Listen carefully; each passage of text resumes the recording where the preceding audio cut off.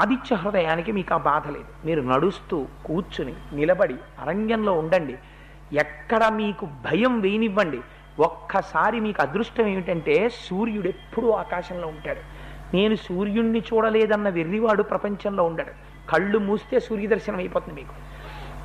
అటువంటి కానీ ఒక్కటి జ్ఞాపకం పెట్టుకోండి, ఆదిత్య హృదయం చదివేటప్పుడు కళ్ళు మూసి నమస్కారం చేస్తే సూర్యోదయం అవుతున్న సూర్యుడిని ఉపాసన చేయాలి.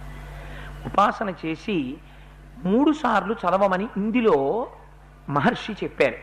కానీ ద్వాదశాత్మన్నమోస్తుతే 12 ఆదిత్యుల్ని అందులో ఉపాసన చెప్పారు. అందుకని మీకు మిగిలినటువంటి దేవతా స్వరూపాలు ఈ కంటితో చూడ్డానికి కుదరదు. ఒక్క సూర్యనారాయణమూర్తిని మాత్రం మీరు ఈ కంటితో చూడొచ్చు ఎదురుగుండా. ఈ కంటితో చూసి దర్శనం చేసి నమస్కారం చేసుకోవచ్చు. చేసేసి మీరు ఎలా ఉండండి, మీకు చాలా